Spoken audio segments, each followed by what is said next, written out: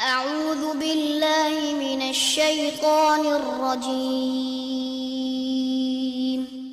بسم الله الرحمن الرحيم الحمد للہ رب العالمین والصلاة والسلام علی نبینا محمد وعلی آلہ وصحبہ اجمعین اما بعد۔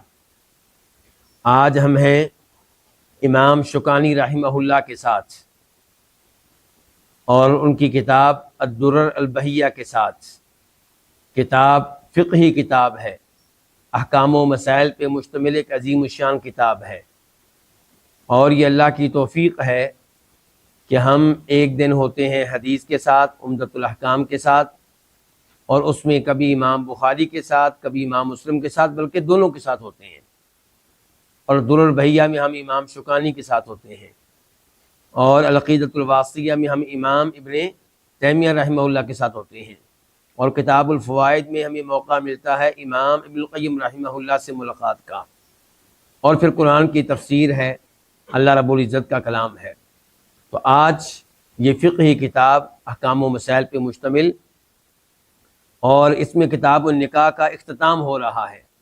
کتاب النکاح کے تعلق سے یہ آخری درس ہوگا۔ امام شوکانی فرماتے ہیں رحمہ اللہ، والولد للفراشی، کہ بچہ صاحب فراش کا ہے۔ فراش بستر کو کہتے ہیں، بیڈ کو کہتے ہیں، یعنی کہ کسی بچے کے بارے میں جھگڑا ہو گیا، ایک آدمی کہتا ہے کہ یہ بچہ میرا ہے، دوسرا کہتا ہے کہ نہیں یہ میرا ہے، اس عورت سے میرا بھی تعلق رہا ہے، تو یہ بچہ میرا ہے۔ تو اب قاضی صاحب کیا فیصلہ کریں گے، جج کیا فیصلہ کرے گا کہ یہ بچہ اسی کا ہے جو صاحب فراش ہے، جس کا اس لڑکی سے تعلق ہے۔ اگر وہ آزاد عورت ہے اور شادی شدہ ہے تو بچہ اس کے خامند کا ہے، دوسرے آدمی نے اگر کوئی تعلق قائم کیا تھا تو بچہ اس کو نہیں ملے گا، اور اگر وہ لونڈی ہے تو یہ بچہ لونڈی کے مالک کا ہے، کسی اور آدمی نے تعلق قائم کیا تھا تو بچہ اس کا نہیں ہوگا۔ اب آپ حیران ہو رہے ہوں گے، کیونکہ آپ کے لیے یہ گفتگو ایک نئی چیز ہوگی کہ دو آدمی کیسے دعویٰ کریں گے، مسلمانوں میں یہ دعویٰ کیسے ہوگا؟ کافروں کے ہاں تو یہ دعویٰ ہو سکتا ہے آج بھی، لیکن مسلمانوں میں کیسے ہوگا؟ تو مسلمانوں میں آپ کو معلوم ہے کہ ایک زمانہ رہا ہے کہ جب لونڈیاں ہوتی تھیں، اور پھر جب اسلام نیا آیا ہے تو زمانہ جاہلیت کے کچھ ایسے معاملات چلے آ رہے تھے جس کی وجہ سے دعویٰ کیا جا سکتا تھا کہ اگرچہ وہ میری بیوی نہیں ہے لیکن بچہ اس کا جو ہے وہ میرا ہی ہے۔ تو بہرحال اس معاملے میں جو امام شوکانی رحمہ اللہ نے حکم لگایا ہے کہ بچہ اسی کا ہوگا جو صاحب فراش ہے، اس کی دلیل کیا ہے؟ بلکہ میں یہ جملہ مکمل کر لوں، اس کے بعد امام شوکانی کہتے ہیں کہ بچہ صاحب فراش کیا ہے؟ وَلَا عِبْرَةَ لِشَبَهِهِ بِغَيْرِ صَاحِبِهِ، اور کوئی اعتبار نہیں ہوگا اس بچے کی کسی اور کے ساتھ مشابہت کا، یہ نہیں دیکھا جائے گا کہ اس کی شکل کس کے ساتھ مل رہی ہے، یہ دیکھا جائے گا کہ جس عورت سے بچہ پیدا ہوا ہے اس عورت کا خامند کون ہے، اگر لونڈی ہے تو اس کا مالک کون ہے۔ شکل و صورت دیکھ کر اس معاملے میں فیصلہ نہیں ہوگا۔ ولا عبرتا، کوئی اعتبار نہیں ہوگا، لشبہہ، اس بچے کی مشابہت کا، بغیر صاحبہ، صاحب فراش کے علاوہ کسی اور کے ساتھ مشابہت کا اعتبار نہیں ہوگا۔ دلیل وہ حدیث ہے جسے امام بخاری رحمہ اللہ روایت کرتے ہیں، نمبر ہے 2053-2053، امام مسلم روایت کرتے ہیں، نمبر ہے 1457-1457، راوی ہیں سیدہ عائشہ رضی اللہ تعالی عنہا، کہتی ہیں کہ کان عتبۃ بن ابی وقاص عاہد الی اخیہ سعد بن ابی وقاص ان ابن ولیدۃ زمعۃ منی فاقبضہ، کہ عتبہ بن ابی وقاص نے، اور یہ عتبہ بن ابی وقاص کون ہیں؟ یہ وہ صاحب ہیں جو سعد بن ابی وقاص کے بھائی ہیں۔ سعد بن ابی وقاص کو میں اور آپ سب جانتے ہیں کون ہے عشرہ مبشرہ میں سے. تو عتبہ ان کے وہ بھائی ہیں جو کافر تھے اور کفر کی حالت میں ہی فوت ہو گئے. بلکہ کہا جاتا ہے کہ احد کی لڑائی میں نبی علیہ الصلوۃ والسلام کا دانت ٹوٹا، اس کو جو پتھر لگا تھا وہ عتبہ کا تھا. تو یہ عتبہ ہے. عتبہ نے اپنے بھائی سعد بن ابی وقاص کو وصیت کی تھی کہ زمعہ کی لونڈی کا جو بیٹا ہے، زمعہ ایک آدمی کا نام ہے اور اس آدمی کو آپ جانتے ہیں. تو کون آپ میں سے بتائے گا کون ہے یہ آدمی؟ کہاں آپ نے اس کا نام سنا ہے زمعہ کا؟ ہاں، نبی علیہ السلام کی ایک وائف ہے سودا، تو وہ زمعہ کی بیٹی ہے. سودا رضی اللہ تعالی عنہا ہماری ماں، آپ علیہ السلام کی وائف، یہ ایک جس آدمی کی بیٹی ہے اس کا نام کیا ہے؟ زمعہ. یہ اسی آدمی کا بھی تذکرہ ہو رہا ہے. تو عتبہ اپنے بھائی سعد کو کیا وصیت کر رہا ہے؟ کہہ رہا ہے کہ زمعہ کی لونڈی کا جو بیٹا ہے نا، منی، وہ مجھ میں سے ہے، فاقبضہ، اس کو اپنے قبضے میں لے لینا. قالت، سیدہ عائشہ کہتی ہیں اچھا اب جب اس نے وصیت کی ہوگی عتبہ نے، تو وہ کہاں پہ موجود ہوگا جی؟ یعنی کہ مکہ میں ہوگا. کافر کہاں رہتے تھے؟ مکہ میں. اور سعد کہاں موجود ہوں گے؟ مدینہ میں. تو اسی سیدہ عائشہ کہتی ہیں کہ فلما کان عام الفتح، جب وہ سال آیا جس سال مکہ فتح ہوا، تو اب مسلمان مکہ میں داخل ہو گئے. تو اخذہ سعد بن ابی وقاص، تو سعد بن ابی وقاص نے زمعہ کے اس بیٹے کو پکڑ لیا، اپنے کنٹرول میں لے لیا. وقال، اور کہا ابن اخی، یہ تو میرا بھتیجا ہے، میرے بھائی عتبہ کا بیٹا ہے. قد عہد الی فیہ، میرے بھائی نے اس کے معاملے میں مجھے باقاعدہ وصیت کی تھی. فقام عبد بن زمعہ، تو زمعہ کا بیٹا عبد اٹھا. یہ عبد کون ہے؟ اب سودا کا کیا لگا؟ بھائی. تو زمعہ کا بیٹا عبد اٹھا، اس نے کہا اخی، نہیں نہیں نہیں نہیں، یہ آپ کا بھتیجا نہیں، یہ میرا بھائی ہے. وابن ولیدت ابی، اور میرے باپ کی لونڈی کا بیٹا ہے. ولد علی فراشہ، میرے باپ کے بستر پہ یہ پیدا ہوا ہے. فتسابقا الی رسول اللہ صلی اللہ علیہ وسلم، دونوں یہ معاملہ لے کر گئے نبی علیہ الصلوۃ والسلام کے پاس. کون کون گئے؟ ایک طرف سعد ہے جن کا دعویٰ یہ ہے کہ بچہ میرا کیا لگتا ہے؟ بھتیجا. اور دوسری طرف عبد ہیں جو زمعہ کی بیٹی ہیں، وہ کہتے ہیں کہ میرا کیا لگتا ہے؟ بھائی. فقال سعد یا رسول اللہ، سعد نے کہا اللہ کے رسول، ابن اخی، میرا بھتیجا ہے. کان قد عہد الی فیہ، میرے بھائی نے اس کے معاملے میں مجھے وصیت کی تھی. اور زمعہ کے بیٹے عبد نے کہا اخی، اللہ کے رسول، یہ میرا بھائی ہے. وابن ولیدت ابی، میرے باپ کی لونڈی کا بیٹا ہے. ولد علی فراشہ، ان کے بستر پہ یہ پیدا ہوا ہے. فقال النبی صلی اللہ علیہ وسلم، تو نبی علیہ السلام نے فرمایا ہوا لکا یا عبد بن زمعہ، کہ اے عبد بن زمعہ، یہ تمہارا ہے، یہ بچہ تم لوگوں کا ہے، یعنی کہ تمہارا بھائی ہے، تم لوگوں کا ہے. ثم قال النبی صلی اللہ علیہ وسلم، پھر کہا نبی علیہ السلام نے الولد للفراش، اصول اسلام میں یہ ہے کہ بچہ ہوتا ہے صاحب فراش کا. یعنی کہ یہ لونڈی کس کی تھی؟ زمعہ کی. تو بچہ کس کا ہوگا؟ پھر زمعہ کا ہوگا. تو بچہ صاحب فراش کا ہے. وللعاہد الحجر، اور جو زنا کرنے والا ہے اس کے لیے پتھر ہے. کیا مطلب؟ اس کو پتھر مار مار کے ختم کر دیا جائے گا، اس کو سنسار کر دیا جائے گا. آپ کو لگتا سمجھ نہیں آ رہی بات کی؟ پریشان ہے. اس کو پتھر مار مار کر ختم کر دیا جائے گا، اس کی یہ سزا ہے. بچہ نہیں ملے گا، الٹا اس کو سزا ملے گی.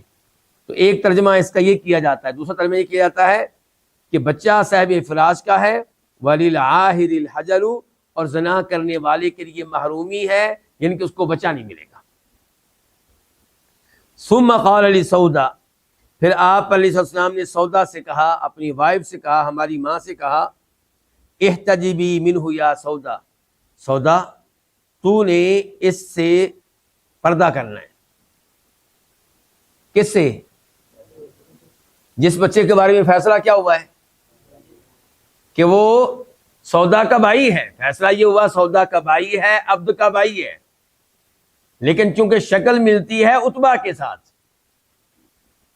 معاملہ مشکوک ہے، یعنی کہ دیکھیں ظاہری طور پہ اسلام نے جو اصول دے دیا اس کے مطابق فیصلہ ہوگا، کیونکہ آپ علیہ السلام کے بعد جو قاضی آئیں گے، جج آئیں گے، ان کو وحی نہیں، ان کے اوپر وحی نازل نہیں ہوا کرے گی، تو اس لیے فیصلہ کرنا ہے ظاہر کے مطابق۔ نبی علیہ السلام کو ممکن ہے کہ اللہ تعالیٰ بتا دیتے کہ بھی اصل میں بچہ کس کا ہے، لیکن بعد میں آنے والے جج کیا کرتے جب ان کے پاس کوئی ایسا کیس آتا؟ اس لیے اصول وہ دیے گئے ہیں جن کے اوپر بعد میں بھی عمل ہو سکتا ہے۔ تو اصول کیا ہے کہ ہم نے دیکھنا یہ ہے کہ اس لڑکی کی پوزیشن کیا ہے، اگر یہ کسی کی بیوی ہے تو بچہ اسی کا ہے جس کی یہ بیوی ہے، اگر یہ لونڈی ہے اور جو اس کا مالک ہے تو بچہ اسی کا ہے۔ تو فرمایا زنا کرنے والے کے لیے کیا ہے؟ محرومی ہے، اس کو بچہ یعنی کہ نہیں ملے گا۔ اور پھر آپ نے کہا سودا سے کہ تو نے اس سے حجاب کرنا ہے، پردہ کرنا ہے۔ جب پردہ کرنے کا حکم اس لڑکے سے پردہ کرنے کا حکم ہے جو بظاہر قانون کے مطابق کیا قرار پایا ان کا بھائی، لیکن معاملہ مشکوک ہے، تو کزنوں سے پردہ ہوگا کہ نہیں ہوگا؟ پھپھو کے بیٹے سے پردہ ہوگا کہ نہیں ہوگا؟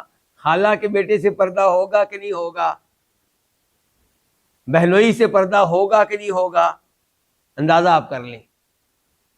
مجھے امید ہے کہ آپ جتنے لوگ یہاں موجود ہیں یا درس سن رہے آن لائن، اب سے یہ عزم کریں گے کہ جس عورت سے آپ کا تعلق ہے، جو آپ کی بیوی ہے، جو آپ کی بہن ہے، جو آپ کی والدہ ہے، وہ اب پردہ کیا کرے گی اپنے اپنے کزنوں سے، اپنے اپنے بہنوئیوں سے۔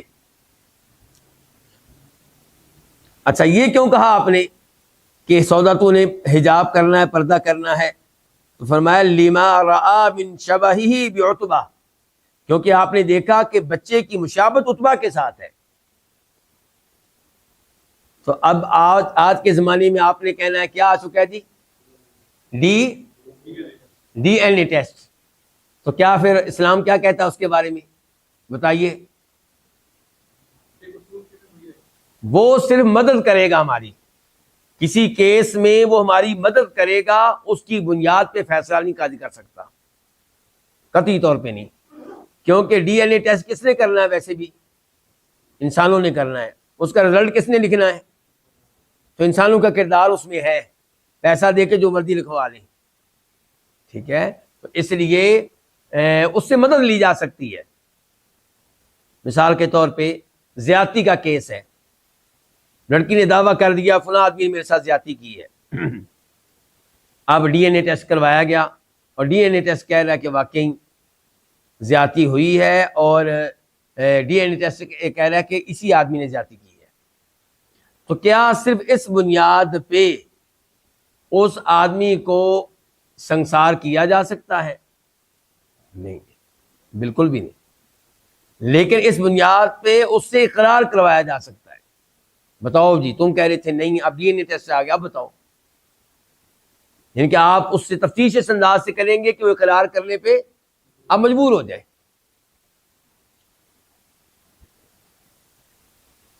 فما رآها حتى لقي اللہ، تو وہ لڑکا اپنی بہن سودا کو دیکھ نہیں سکا حتیٰ کہ فوت ہو گیا۔ تو یہ کس کا کمال ہے؟ یہ اسلام کا ہے، سیدہ سودا کا کمال ہے کہ نبی علیہ السلام کی حدیث پہ مکمل عمل کیا ہے، شوہر کی بات پہ مکمل طور پہ عمل کیا ہے۔ یہ نہیں کہا کہ نبی علیہ السلام نے تو فیصلہ سنا دیا لیکن میرے شوہر جو ہیں وہ تھوڑے سے شاید ان کے جذبات میں آ گئے ہیں، تو میں خفیہ طریقے سے، بھائی آخر میرا، چلو ملاقات کر لیتی ہوں، گنجائش کو نکال لیتی ہوں، کوئی چور راستہ نہیں نہیں نہیں نہیں۔ یہ آپ علیہ السلام کی بیویاں ہیں، امت کی مائیں ہیں، انہوں نے آپ کے حدیث پہ مکمل عمل کیا ہے، اس لڑکے کو کبھی موقع نہیں دیا کہ وہ ان کو دیکھ سکے۔ تو اس حدیث سے وہ مسئلہ واضح ہو گیا جو امام شوکانی نے آج کے درس میں بیان کیا ہے۔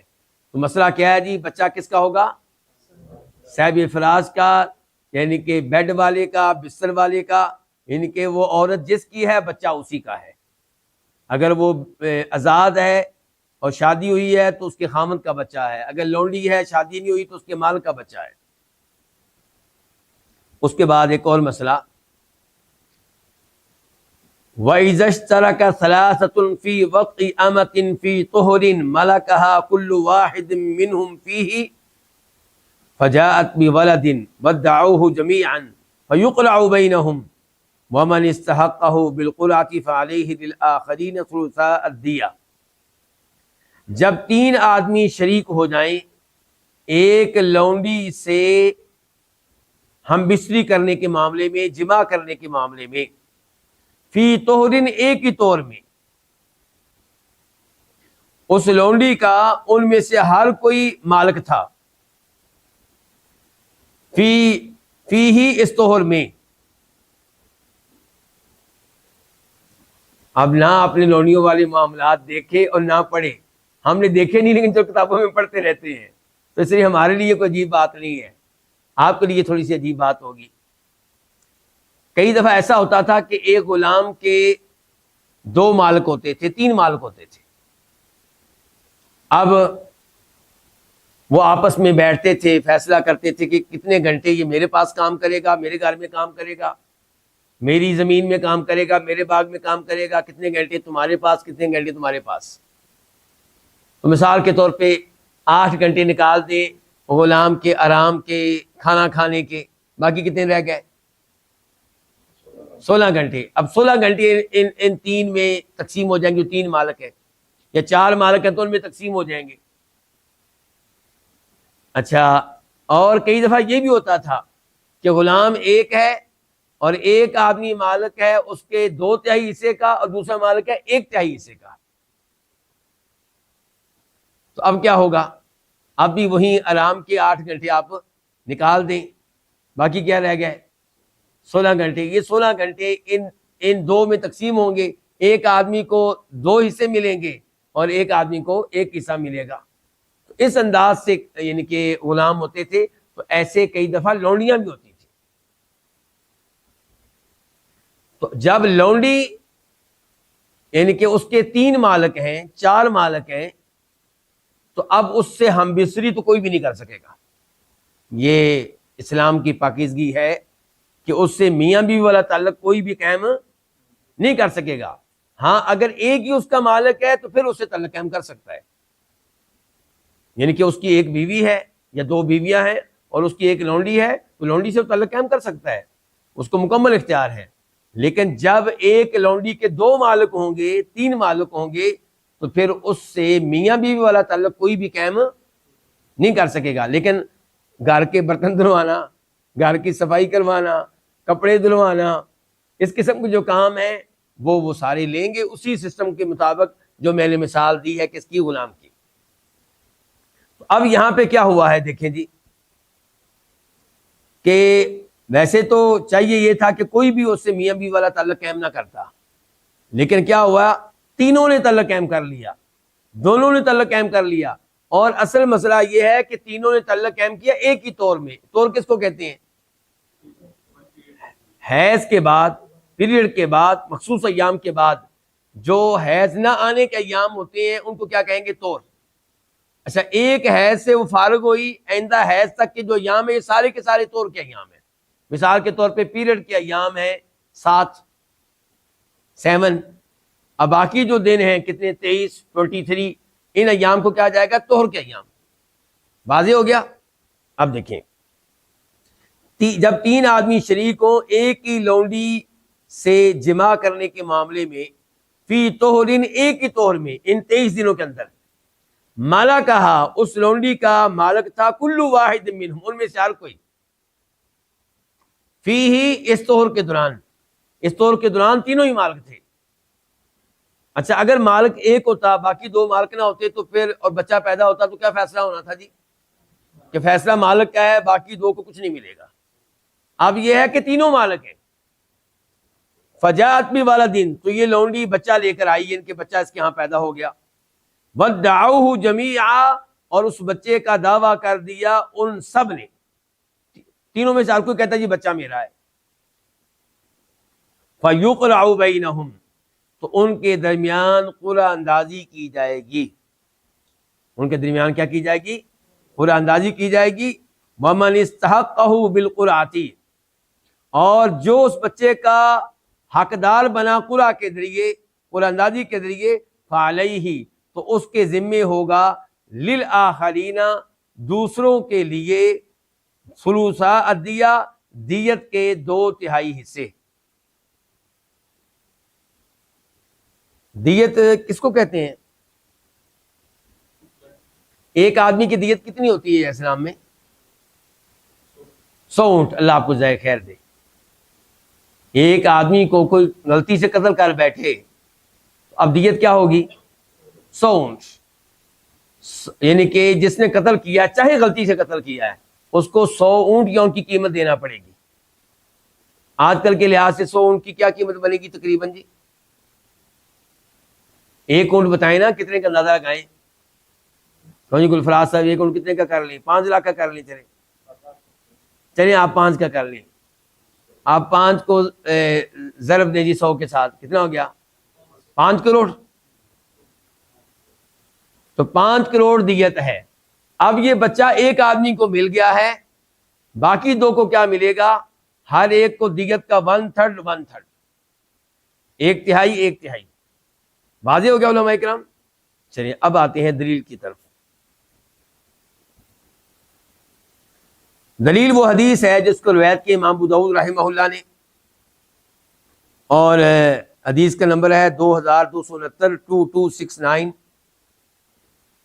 اور امام ابن ماجہ نے، اور حدیث کا نمبر ہے 2348 2348۔ راوی ہے زید بن ارقم رضی اللہ تعالی عنہ، کہتے ہیں کہ کنت جالسا عند النبی صلی اللہ علیہ وسلم، میں بیٹھا ہوا تھا نبی صلی اللہ علیہ وسلم کے پاس۔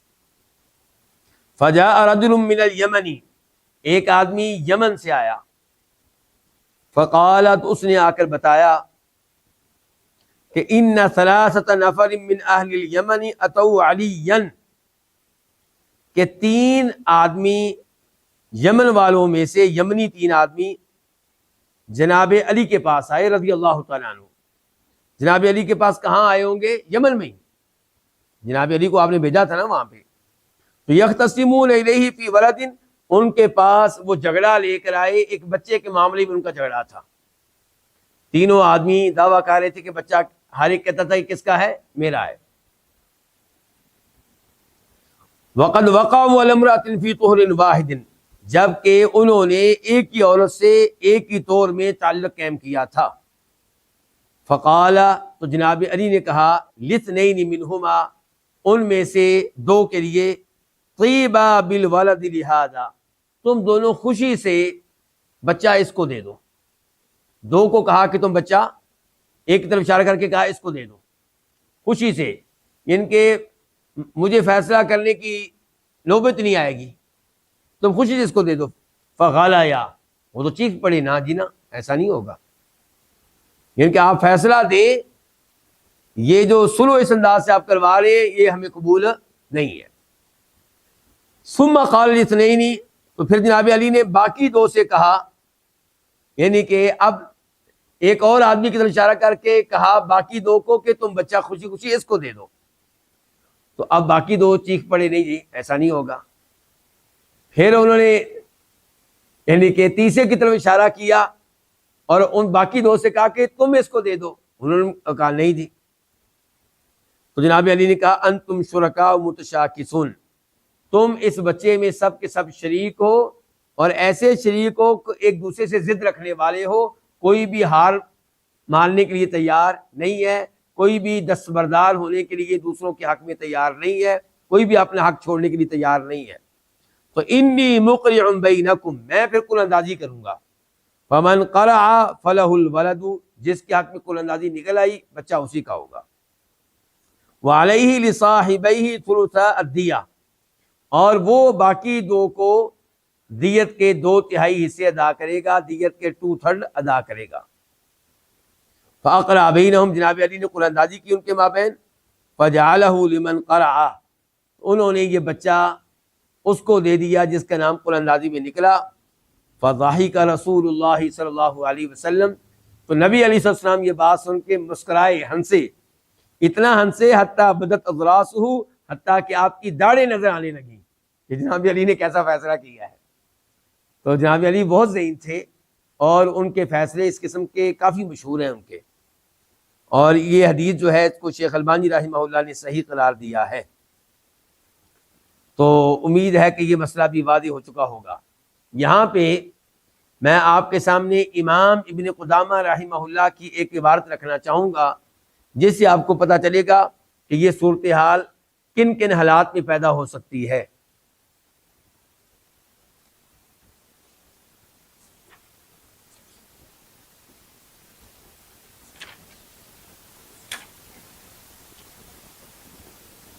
امام ابن قدامہ کہتے ہیں المغنی میں، یہ فقہ کی کتاب ہے، ایک بڑی کتاب، کافی جلدوں میں ہے یہ، اور یہ لکھنے والے امام حنبلی امام ہے، امام ابن قدامہ رحمہ اللہ، کہتے ہیں کہ وَإِذَا وَطِيَ رَجُلَانِ امْرَأَةً فِي طُهْرٍ وَاحِدٍ وَطْئًا يَلْحَقُ النَّسَبُ بِمِثْلِهِ فَأَتَتْ بِوَلَدٍ يُمْكِنْ أَن يَكُونَ مِنْهُمَا، کہ جب دو آدمی ایک عورت سے تعلق قائم کرے ایک ہی طہر میں، اور تعلق وہ قائم کرے جس تعلق کے نتیجے میں یہ کہا جا سکتا ہو کہ یہ جو بچہ پیدا ہوا ہے یہ اس کا بھی ہو سکتا ہے اس کا بھی ہو سکتا ہے، ان کے آخری درجے کا تعلق قائم کیا ہو۔ فاتت بولدن، تو اب یہ لونڈی جو ہے اس نے بچہ جنم دیا، یمکن ان یکون منہما، اور بچہ ایسا ہے کہ جو ان میں سے کسی کا بھی ہو سکتا ہے۔ مثال کے طور پہ ان یطعا جاریۃ مشترکۃ بینہما فی طہر، ان دو مردوں نے ایسی لونڈی سے تعلق قائم کیا ہو جو ان دونوں کے درمیان کیا ہو، مشترک ہو، اور تعلق قائم کیا ہو ایک ہی طہر میں۔ او یطع رجل امرأۃ آخر او امتہ بشبہۃ، یا کسی آدمی نے کسی دوسرے آدمی کی بیوی سے تعلق قائم کیا ہو، یا اس کی لونڈی سے تعلق قائم کیا ہو کسی شبہ کی وجہ سے، پتہ نہیں چلا کہ اس کی بیوی ہے، سمجھ رہا تھا کہ میری بیوی ہے۔ ایسے حالات عام طور پہ پیدا نہیں ہوتے، لیکن کبھی کبھی ایسا واقعہ ہو بھی جاتا ہے، شاذ و نادر ہوتا ہے، لیکن کبھی ایسے حالات پیدا ہو جاتے ہیں، کوئی ایسا واقعہ ہو بھی جاتا ہے۔ اچھا، اب اس آدمی نے کسی کی بیگم سے تعلق قائم کیا یا کسی کی لونڈی سے شبہ تعلق، اور یہ تعلق قائم کیا اس طور میں جس طور میں اس عورت کا اپنا خاوند اس سے تعلق قائم کر چکا تھا، یا اس کا مالک، لونڈی کا مالک اس سے تعلق قائم کر چکا تھا۔ یہ کیسے ممکن ہے جی؟ آپ کہیں گے کیسے ممکن ہے؟ تو امام ابن قدامہ نے آپ کی حیرانگی ختم کرتے ہوئے کہا بِأَن يَجِدَهَا عَلَى فِرَاشِهِ، مثال کے طور پہ اس آدمی نے اس عورت کو اپنے بستر پہ پایا، فَيَظُنُّهَا زَوْجَتَهُ أَوْ أَمَتَهُ، اور وہ سمجھ رہا تھا کہ یہ میری بیوی ہے یا میری لونڈی ہے۔ جب کسی گھر میں پرانے زمانے میں خصوصاً کوئی پروگرام ہوتا تھا، شادی کا پروگرام وغیرہ، تو مہمان کافی سارے آئے ہوتے تھے۔ اب رات کے وقت مثال کے طور پہ کوئی چارپائی ہے جس پہ اس کی بیگم لیٹی، اور وہ سمجھ رہا تھا کہ اس کی بیگم ہی ہے، جبکہ وہ سو گیا تھا، سو کے اس رات کو 2 بجے اٹھایا مثال کے طور پہ، اس کو نہیں پتا کہ بعد میں میری بیگم اٹھ کے کسی اور چارپائی پہ چلی گئی تھی اور اس پہ کوئی اور عورت آ کے لیٹ گئی ہے، وہ اس کو اپنی بیوی سمجھ رہا ہے۔ تو اس طرح تعلق قائم ہو جاتا ہے، ایسا کوئی صورتحال کبھی کبھی ہو جاتی ہے۔ او یدعو زوجتہ فی ظلمۃ، یا وہ اپنی بیوی کو بلا رہا تھا اندھیرے میں، فتجیبہ زوجۃ آخر، تو اس کے پاس پہنچ گئی کسی اور کی بیوی، وہ سمجھے کہ میرا خاوند ہے۔ او جاریت، یا اس کی لونڈی۔ او یتزوجھا کل واحد منہم تزویجا فاسد، یا اس سے 2 آدمیوں نے شادی کی اور ہر ایک کی شادی فاسد تھی، نکاح شرعی لحاظ سے قابل قبول نہیں تھا۔ او یا ایک کا نکاح صحیح تھا، دوسرے کا نکاح فاسد تھا، غلط تھا۔ مثال کے طور پہ ایک آدمی نے اپنی بیوی کو طلاق دی تو دوسرے نے اس سے شادی کر لی عدت کے دوران اور میاں بیوی والا تعلق بھی قائم کر لیا. او یبی عجاریتن، یا اس نے کیا کیا اپنی لونڈی کو بیچا تو خریدنے والے نے اس سے تعلق قائم کر لیا ایک پیریڈ آنے سے پہلے جبکہ اس کو اجازت نہیں تھی ایک پیریڈ آنے سے پہلے تعلق قائم کرنے کی. جیسے طلاق یافتہ عورت سے نکاح کرنے کی اجازت نہیں تھی عدت کے دوران، لیکن یہ کام کبھی ہو گیا. وتاتی بولد، اب بچہ پیدا ہو گیا، اب یہ ممکن ہے کہ ان میں سے کسی کا بھی ہو سکتا ہے. اب کہتے ہیں فَإِنَّهُ يُرَى الْقَافَةَ مَعَهُمَا، یہ بچہ دکھایا جائے گا کس کو؟ قائف کو. قائف کس کو کہتے ہیں؟ وہ جو قیافہ شناس ہوتے تھے، جو ہاتھ کی لکیریں دیکھ کے پاؤں کی لکیریں دیکھ کے پہچان لیتے تھے کہ کس کا بچہ ہے یہ. تو یہ بچہ ان کو دکھایا جائے گا، تو وہ جس کے حق میں فیصلہ کریں گے بچہ اسی کا ہوگا. امام یعنی کہ ابن قدامہ رحمہ اللہ کہتے ہیں کہ یہاں پہ قافہ سے مدد لی جائے گی، قیافہ شناس سے مدد لی جائے گی، جو ہاتھ اور پاؤں کی لکیریں دیکھ کر پہچان لیتے ہیں کہ کیا یہ باپ بیٹے کی پاؤں ایک جیسے ہیں، یہ دونوں پاؤں باپ بیٹے کے ہیں یا نہیں، یہ دونوں ہاتھ باپ بیٹے کے ہیں یا نہیں، ان کو دکھایا جائے گا. تو میں نے یہ بات آپ کے سامنے رکھی ہے یہ بتانے کے لیے کہ کیسے کیسے یہ صورتحال پیدا ہو سکتی ہے. ایک عورت سے ایک طور میں دو آدمیوں کا تعلق کیسے ہو سکتا ہے؟ عام طور پہ تو ایسا نہیں ہوتا، لیکن یہ وہ حالات ہیں جن حالات میں ایسا کبھی ہو سکتا ہے.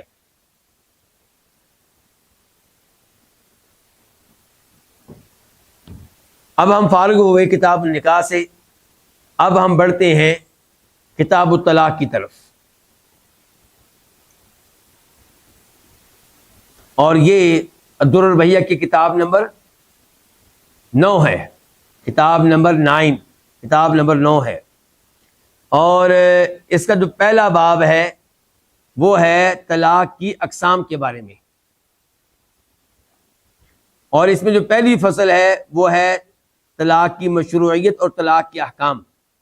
تو گویا کہ ہم پڑھنے لگے ہیں طلاق کی مشروعیت کہ شرعی طور پہ طلاق یہ ایک درست عمل ہے اور یہ کوئی گناہ نہیں ہے. اور پھر ہم پڑھیں گے طلاق کے احکام کیا ہیں.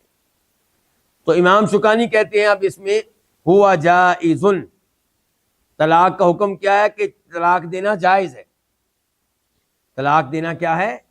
جائز ہے، یہ اس کا حکم ہے. دلیل کیا ہے اس کی کہ طلاق دینا جائز ہے؟ قرآن کریم سے دلیل سورہ بقرہ کی آیت نمبر 229 229 الطلاق مرتان. اللہ تعالیٰ اس آیت میں کہہ رہے ہیں کہ طلاق 2 مرتبہ دینے کی گنجائش ہے. طلاق دینے کی گنجائش کتنی بار ہے؟ یہ کہ 3 بار طلاق دیں گے تو اس کے بعد گنجائش نہیں رہے گی. تو طلاق دینے کی گنجائش 2 بار ہے. فَإِمْسَاكُمْ بِمَعْرُوفٍ، 2 میں سے ہر بار طلاق دینے کے بعد آپ کو حق حاصل ہے کہ آپ عدت میں رجوع کر لیں، عورت کو اپنے پاس رکھ لیں، بیوی کے طور پہ اپنا لیں. او تسریح بِإِحْسَان، اور یہ بھی آپ کو حق حاصل ہے کہ عدت میں آپ صلح نہ کریں، اس سے رجوع نہ کریں، عدت کے ایام ختم ہو جائیں اور پھر آپ اس کو اچھے طریقے سے الوداع کر دیں، رخصت کر دیں. تو اس ایسے کیا پتہ چلا پھر کہ طلاق دینا جائز ہے کہ ناجائز ہے؟ جائز ہے. اور پھر حدیث کی طرف آ جائیں تو ہمارے پاس وہ حدیث ہے جس کو امام بخاری رحمہ اللہ روایت کرتے ہیں. نمبر ہے اس کا 4908 4908، اور امام مسلم روایت کرتے ہیں نمبر ہے 1471 1471. راوی ہے امام ابن شہاب الزہری رحمہ اللہ. وہ کہتے ہیں اخبرنی سالم، مجھے بتایا عبداللہ بن عمر کے بیٹے سالم نے. وہ کہتے ہیں کہ ان عبداللہ بن عمر اخبرہ، کہ میرے والد گرامی عبداللہ بن عمر نے بتایا کہ انہ طلق امرأتہ وہی حائض، کہ انہوں نے اپنی بیگم کو طلاق دے دی تھی جبکہ طلاق کے موقع پہ بیگم کس حالت میں تھی؟ حیض کی حالت میں تھی، پیریڈ میں تھی. فذکر عمر رسول اللہ صلی اللہ علیہ وسلم، تو میرے والد جناب عمر فاروق نے اس بات کا تذکرہ نبی علیہ الصلوۃ والسلام سے کیا کہ میرے بیٹے عبداللہ نے اپنی بیگم کو طلاق دی ہے حیض کی حالت میں، تو کیا حکم ہے؟ فتغید فیہ رسول اللہ صلی اللہ علیہ وسلم، تو نبی علیہ الصلوۃ والسلام غصے میں آ گئے۔ غصہ کس بات پہ؟ حیض کی حالت میں طلاق دینا۔ آج کل مرد حضرات جب غصے میں آتے ہیں نہیں سوچتے کہ میری بیگم کے ساتھ میں ہے، بس طلاق طلاق طلاق۔ شریعت نے حیض کی حالت میں طلاق دینے سے منع کیا ہے، حیض کی حالت میں طلاق دینے کی اجازت نہیں ہے۔ وہ بات کا مسئلہ ہے کہ اگر آپ نے دے دی ہے تو طلاق شمار کی جائے گی یا نہیں کی جائے گی، وہ ایک الگ مسئلہ ہے، لیکن پہلی بات یہ ہے کہ حیض کی حالت میں طلاق دینے کی اجازت نہیں ہے۔ تو آپ ناراض ہوئے اس پہ، آپ علیہ الصلوۃ والسلام ثم قال، پھر آپ نے کہا لیراجعها، عبداللہ پہ واجب ہے کہ اپنی بیگم سے رجوع کرے، سلو کرے۔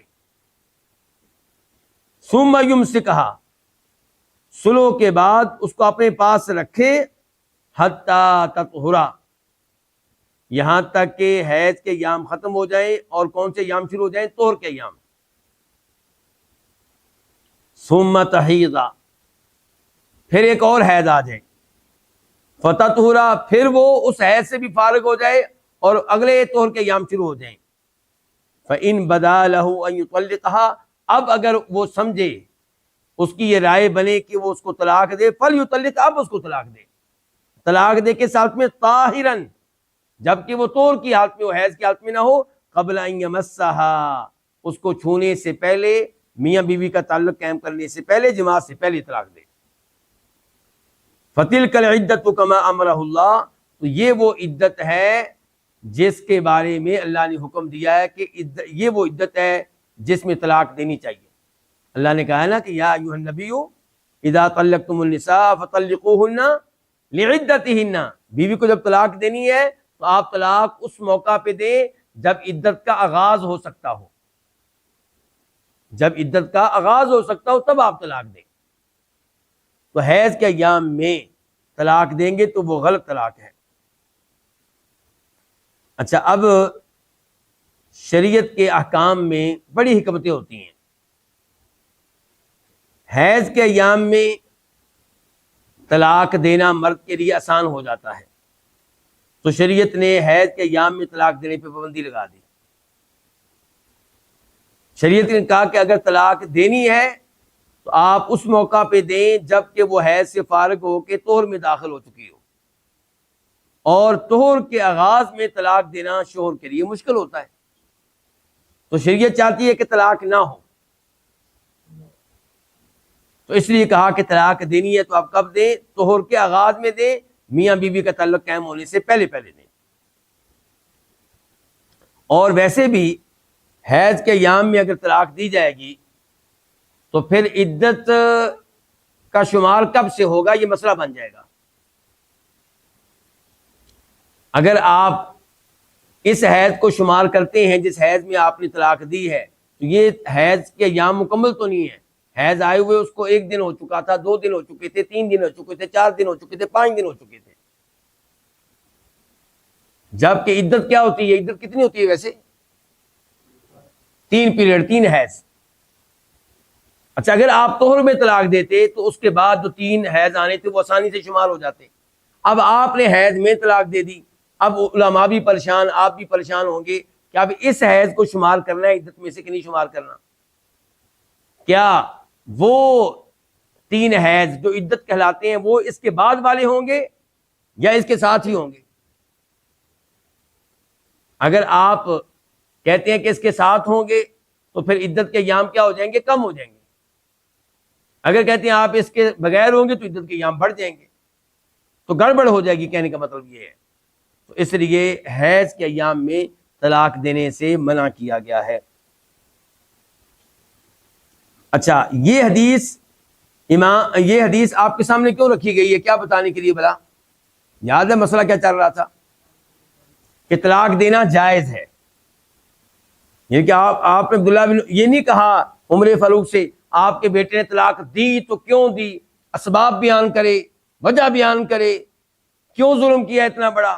نہیں، ایسی کوئی بات نہیں ہے۔ اسلام سچا دین ہے۔ آپ یہودیوں عیسائیوں کی طرف چلے جائیں، ہندوؤں کی طرف چلے جائیں، تو طلاق کا معاملہ بالکل مختلف شکل میں ملے گا۔ کہیں پہ طلاق دینے پہ مکمل کیا ہے، پابندی ہے، طلاق دے ہی نہیں سکتے آپ، اور کہیں پہ یہ ہے کہ طلاق دے سکتے ہیں لیکن تحریری طلاق دے سکتے ہیں، زبانی نہیں دے سکتے۔ تو کہیں پہ آپ کو کیا مشکل صورتحال ملے گی، کہیں پہ کیا۔ اور طلاق کی جو اجازت ہے نا، اس میں کبھی شریعت اجازت دے کر مرد پہ رحم کر رہی ہے، اس کے ساتھ نیکی کر رہی ہے، اور کبھی شریعت کس کے ساتھ نیکی کر رہی ہے، عورت کے ساتھ۔ بسا اوقات عورت کسی مرد سے جان چھوڑنا چاہتی ہے، اس کی جان نہیں چھوٹ رہی، تو شریعت نے طلاق رکھی ہوئی ہے، خلا کا دروازہ کھول رکھا ہے، اگر اس کا خامن ظالم ہے اس کی جان چھوٹ جائے گی اس کے ذریعے۔ اور کئی دفعہ عورت ایسی ہوتی ہے جس نے مرد کے گھر کو جہنم بنا دیا ہوتا ہے۔ اب اگر آپ کہتے ہیں طلاق نہیں ہے تو بیچارہ کدھر جائے؟ آپ نے دیکھا یورپ والوں نے کیا کیا، انہوں نے کہا کہ اگر طلاق دیتا ہے تو کیا ہوگا جی، کیا دینا پڑے گا مرد کو، عورت کو کیا دینا پڑے گا، آدھی پراپرٹی دینی پڑے گی۔ شریعت نے یہ ایسی کوئی پابندی نہیں لگائی تھی، انہوں نے کہا نہیں جی ہم بڑے اچھے ہیں، ہم ہیں عورت کے حقوق کے علمبردار، ہم ہیں عورت کا خیال رکھنے والے، جناب جو طلاق دے گا اس کو آدھی پراپرٹی دینی پڑے گی۔ کیا رزلٹ نکلا شیخ صاحب اس کا؟ پھر رزلٹ یہ نکلا، وہ کہتے ہیں ہم شادی کرتے ہی نہیں، لڑکی ان کے ساتھ رہ رہی ہے 5 سال سے، 10 سال سے، 15 سال سے، 20 سال سے، 4-5 بچے بھی پیدا ہو چکے ہیں، لیکن ہے وہ کس کے ساتھ، بچے کیسے ہیں، بغیر شادی کے۔ اب کیا ہے، اب وہ جب چاہے اس کو چھوڑے گا، اس کی کوئی حیثیت ہی نہیں ہے، قانونی طور پہ اس کی کوئی حیثیت ہی نہیں ہے۔ کیا تو فائدہ ہوا ہے عورت کو اس کا؟ پھر یہ قانون بنانے کا عورت کو فائدہ ہوا کہ نقصان ہوا؟ نقصان ہوا۔ تو فطرت کے خلاف جب چلیں گے، دین حق کے خلاف جب چلیں گے تو نقصانات ہوں گے، فائدہ نہیں ہوگا۔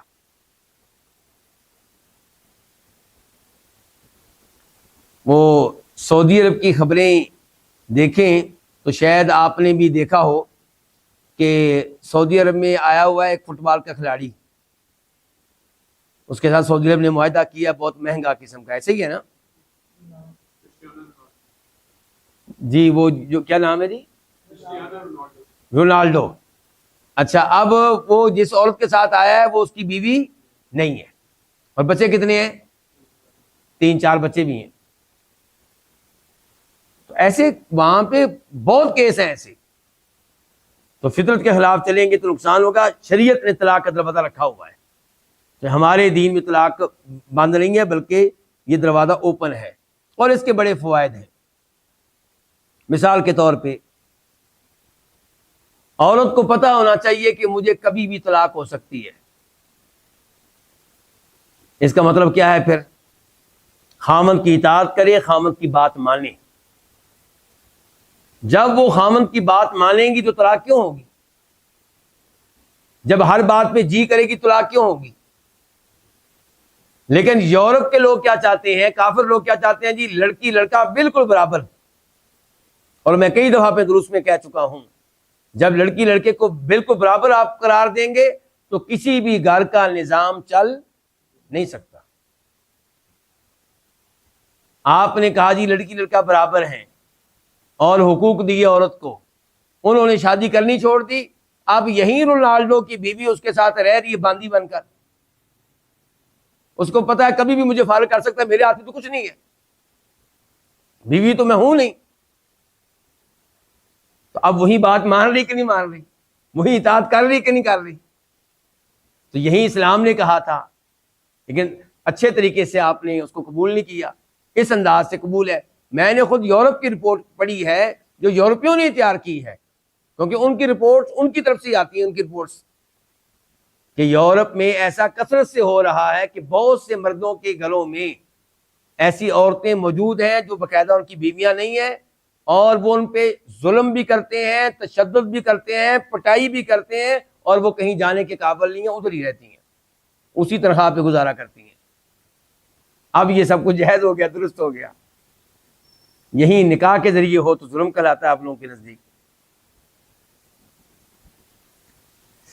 تو پہلا حکم کیا بیان کیا امام شوکانی طلاق کے تعلق سے کہ ہوا جائز، طلاق دینا جائز ہے، اور یہ جائز ہے قرآن سے بھی معلوم ہوتا ہے، حدیث سے بھی معلوم ہوتا ہے. من مکلف مختار، لیکن طلاق دے گا کون؟ ہاں جی، لڑکے کے ابا جی دیں گے.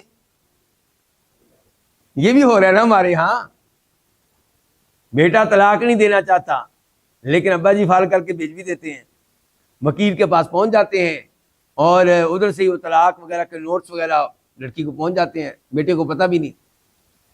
تو یاد رہے کہ طلاق جائز ہے لیکن کس کی طرف سے؟ شوہر کی طرف سے. اور وہ کون سا ہوگا؟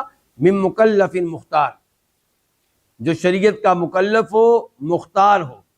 مختار کا مطلب کہ اپنی مرضی سے طلاق دے رہا ہو، یعنی کہ اس کے سر پہ پسٹل نہ رکھا گیا ہو، اس کے سر پہ تلوار نہ رکھی گئی ہو، اس کو یہ دھمکی نہ دی جا رہی ہو کہ اگر طلاق نہیں دو گے تمہیں مار دیں گے، طلاق نہیں دو گے تمہارا بازو توڑ دیں گے، طلاق نہیں دو گے تمہارا کان کاٹ دیں گے.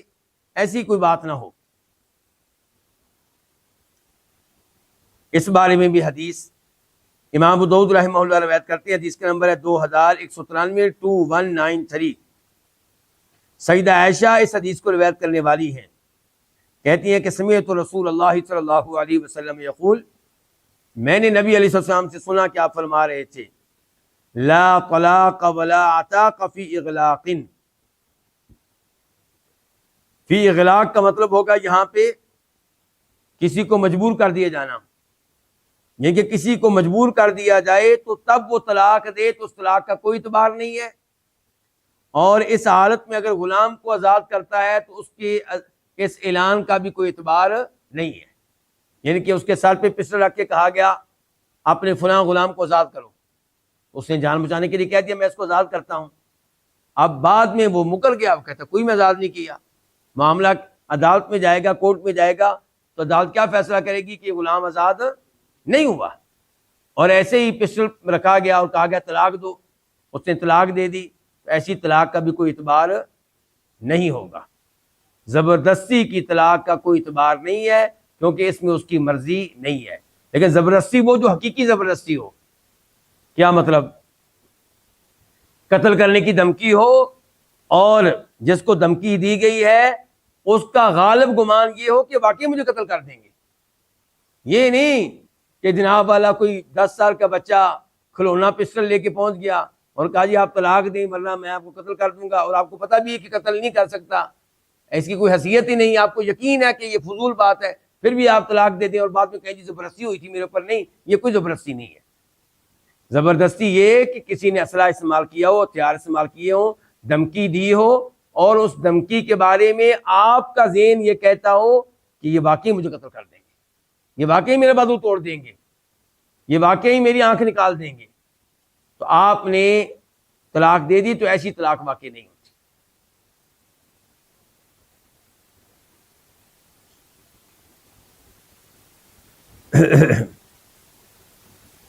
اور ایسے کئی کیس سامنے آتے ہیں. ابھی چند دن پہلے، 3-4 دن پہلے کی بات ہے، ایک آدمی کی طرف سے یہ سوال آیا ہوا تھا کہ میں نے دوسری شادی کی اور میں دوسری شادی کو پہلی بیوی سے اور اپنے والدین وغیرہ سے چھپایا ہوا تھا.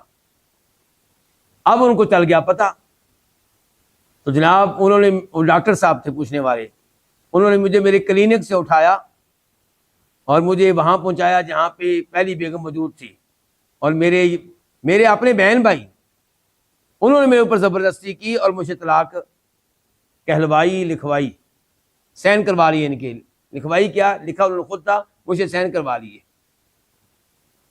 تو کیا وہ طلاق ہوئی ہے کہ نہیں ہوئی؟ تو میں نے بتایا کوئی طلاق واقع نہیں ہوئی، کیونکہ وہ جو پورا معاملہ اس نے لکھا تھا اس سے لگ رہا تھا کہ وہ زبردستی حقیقی تھی. تو ایسی شکل میں طلاق واقع نہیں ہوتی. یہ ہے درست فتویٰ اس موضوع پہ.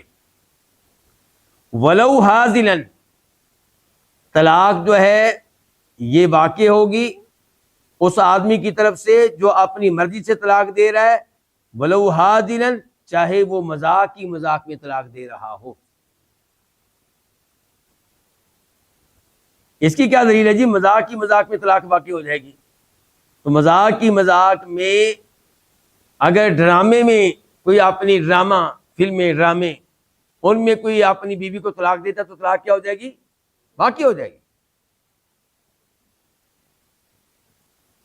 دلیل وہ حدیث ہے جس کو روایت کی امام ابو داؤد رحمہ اللہ نے، نمبر ہے 2194 اور دیگر ائمہ حدیث نے بھی۔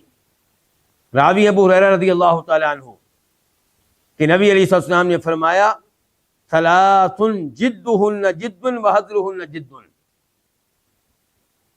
تین چیزیں ایسی ہیں جو سنجیدگی میں کی جائیں تو تب بھی ان کو مانا جائے گا، اور اگر وہ مذاق میں وہ تین کام کیے جائیں تو تب بھی ان کو مانا جائے گا، تب بھی ان کو حقیقت پہ محمول کیا جائے گا، سنجیدگی پہ محمول کیا جائے گا۔ نمبر 1 نکاح، نمبر 2 طلاق، اور نمبر 3 رجوع کرنا۔ یعنی کہ ایک لڑکا جو ہے اس نے لڑکی کے باپ کے ساتھ بات چیت کی کہ مجھے اپنی بیٹی کا رشتہ دو، اس نے کہا ٹھیک ہے جی میں تمہیں دیتا ہوں، گواہ بھی موجود تھے۔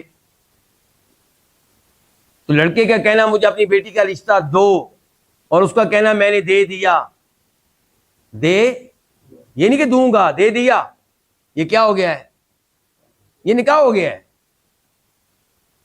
یہ نکاح ہو چکا ہے۔ اب وہ کہتا جی میں تو مذاق کر رہا تھا۔ تو شریعت اس کو مذاق نہیں مانتی، شریعت اس کو حقیقت مانتی ہے۔ آپ دوسروں کی بچیوں کے ساتھ اس طرح کھیلتے ہیں، مذاق کرتے ہیں اس طرح کے، یہ کوئی کھیل تماشا ہے نہیں۔ وہ آپ کی بیوی بن چکی ہے، اس کو رہائش فراہم کریں، اس کو خرچہ دینا شروع کریں، اور دیگر جو اس کے حقوق بنتے ہیں اس کو دیں، کیونکہ آپ کا نکاح ہو چکا ہے۔ اسی لیے ایک کلپ تھا عربی میں، وہ کلاس میں ٹیچر پڑھا رہا ہے۔ اب مجھے یہ نہیں پتا کہ وہ باقاعدہ کلپ بنایا گیا ہے یا حقیقت میں ہی ایسا ہوا ہے، لیکن اس میں یہ ہے کہ ایک مرد کلاس میں پڑھا رہا ہے، وہ ٹیچر ہے اور بچے بیٹھے ہیں۔ کوئی نکاح کا موضوع چل رہا تھا۔ ایک طالب علم کہتا ہے سر آپ یہ بات ذرا مثال دے کے سمجھائیں نا۔ کیسے سمجھائیں؟ مثال دے کے۔ وہ کہتا ہے مثال کے طور پہ میں نے آپ کا نکاح اپنی بیٹی سے کر دیا۔ اچھا یہ الفاظ پاکستان میں عیب سمجھے جاتے ہیں کہ اپنی بیٹی کا نام لے کے کہنا جی میں نے اپنی بیٹی کا نکاح کر دیا، کیا ضرورت ہے؟ لیکن عربوں کے ہاں ایسی مثالیں چلتی ہیں، وہ اس میں کوئی عیب نہیں سمجھتے۔ تو اب یہ کہتا ہے کہ مثال کے طور پہ میں نے تمہارا نکاح اپنی فلاں بیٹی سے کر دیا اور تم نے اس کو قبول کر لیا۔ جب اس نے کہا نا کہ مثال کے طور پہ کہ میں تمہارا نکاح اپنی بیٹی سے کرتا ہوں، وہ آگے سے کہتا ہے میں قبول کرتا ہوں۔ وہ ٹیچر دیکھنے لگے یہ کیا ہو گیا۔ اس نے کہا چلو طلاق دو، وہ کہتا نہیں میں تو نہیں دوں گا۔ تو باقاعدہ اس کا یعنی کہ کلپ موجود ہے، وہ کافی پیچیدہ صورتحال پیدا ہوگی کلاس میں۔ تو یہ ہے مسئلہ جو بھی آپ نے پڑھا ہے کہ مذاق ہی مذاق میں، ڈراموں میں جو نکاح ہوتا ہے شریعت کی نگاہوں میں پھر کیا ہے؟ وہ نکاح ہے۔ اور یہ ڈراموں میں، فلموں میں تو یہ کام تقریباً ہوتے ہی رہتے ہیں۔ ایسے کئی دفعہ نیوز پیپر میں خبریں بھی آتی ہیں، علماء کے فتاوی بھی پھر آتے ہیں۔ تو بہرحال مذاق ہی مذاق میں اگر نکاح کیا جا رہا ہے تو وہ نکاح ہے، شریعت کے نگاہوں میں وہ نکاح ہو چکا، اور طلاق بھی اگر مذاق میں دی ہے تو طلاق ہو چکی۔ اور اگر کوئی رجوع کرتا ہے، طلاق بیگم کو دے دی، بعد میں اس کو کال کرتا ہے بیگم کو اور کہتا ہے جی میں نے تم سے رجوع کر لیا، تو بیگم بڑی خوش ہے کہ چلو الحمدللہ رجوع ہو گیا، اور بعد میں جناب والا وہ کہتے نہیں میں تو مذاق کیا تھا۔ تو شریعت کیا کہتی ہے کہ یہ مذاق نہیں چلے گا، یہ رجوع ہو چکا ہے۔ تو یہ تین چیزیں جو ہیں سنجیدگی میں بھی کی جائیں تو شریعت کی نگاہوں میں واقع ہو جائیں گی، اور اگر مذاق میں کی جائیں تب بھی واقع ہو جائیں گی۔ یہیں پہ آج کے درس کا اختتام کرتے ہیں۔ انشاءاللہ طلاق کا یہ موضوع آئندہ درس میں مکمل کریں گے۔ وصلی اللہ تعالی علی نبینا محمد وعلی آلہ وصحبہ اجمعین۔